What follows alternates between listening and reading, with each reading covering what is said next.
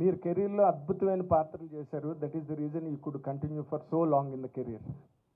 ఈ సినిమాలో నాగార్జున గారు కాదు, అండ్ స్లైట్లీ హీరోయిజం ఉన్న క్యారెక్టర్ కూడా కాదు. చిన్న విలనిష్ టచ్ ఉంటుంది ఫిల్మ్లో, తర్వాత మళ్ళీ గిల్టీ క్యారెక్టర్ కింద టర్న్ అవుతుంది, లాస్ట్ ఫైనల్గా సాక్రిఫైజింగ్ రోల్గా ఎండ్ అయింది సినిమాలో. మీరు ప్రధానంగా ఈ క్యారెక్టర్ని ఎంచుకోవడానికి కారణం ఏంటి? What is your personal experience as an actor who has done an number of characters in the career? ప్రధానంగా ఈ క్యారెక్టర్ని ఎంచుకోవడానికి కారణం శేఖర్ కమ్లానే. ఆయనతో పనిచేయాలి, ఆయన మీద ఉన్న నమ్మకం.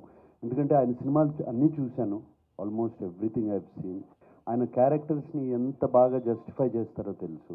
ఈ కథ విన్నగానే నాకు అనిపించింది నాది మెయిన్ క్యారెక్టర్ అని.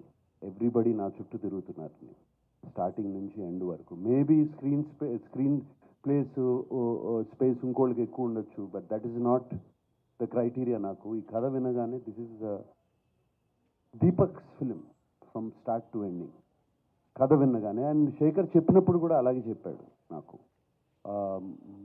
ఈ క్యారెక్టర్ ఆర్క్ చాలా బాగుంది, సో నాకు అది బాగా నచ్చింది. ఇప్పుడు జిమ్ సౌరభ్ గారి arc, gym Saurabh did a fantastic job, but is arc ఒకటే వెళ్తుంది. అలాగే ధనుష్ గారిది ఇట్స్ ఓన్లీ 2, హోమ్లెస్, అక్కడ నుంచి ఎడ్యుకేట్ అవడం, మైండ్లో ఒక గిల్ట్ కాంప్లెక్స్ కానీ ఇది కానీ అది ఇది సాక్రిఫైజింగ్ కాంప్లెక్స్ కానీ ఏమీ లేదు. ఆ క్యారెక్టర్ వెరీ ఇన్నోసెంట్ క్యారెక్టర్, ఒకటే గ్రాఫ్లో వెళ్తుంది, సింగిల్ లైన్లో వెళ్తుంది. నా క్యారెక్టర్కి శేఖర్ గారు 3 షేడ్స్ ఇచ్చారు యాక్చువల్గా. So they are 3 shades.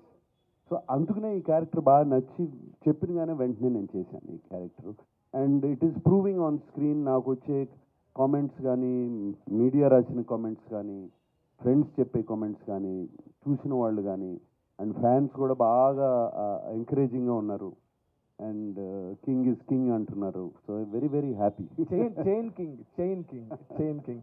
ఏమండి శేఖర్ గారు, మీరు ఈ సినిమాలోని ఇంత పెద్ద బడ్జెట్, ఇంత పెద్ద స్టేక్ ఉన్న ఈ సినిమాలో నాగార్జున గారు చూపించకుండా రష్మిక గారిని ఏదో ఏడుస్తూ ప్లాట్ఫామ్ మీద ఇంట్రడక్షన్ ఇచ్చి, అండ్ ధనుష్ లాంటి హీరోని కూడా మీరు ఒక బిచ్చగాడిగా ఓపెన్ చేసి, ఇదంతా చేయడానికి what was your real inspiration behind this? And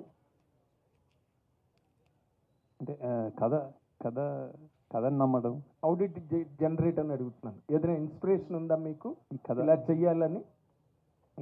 దీని ఆ కథ పుట్టుక గురించి నేను ఏం చెప్పలేను. ఎందుకంటే నేను జనరల్గా అంటే ఏదో సినిమానా, ఏదో నవల, ఏదో కథ చదివి చేశానా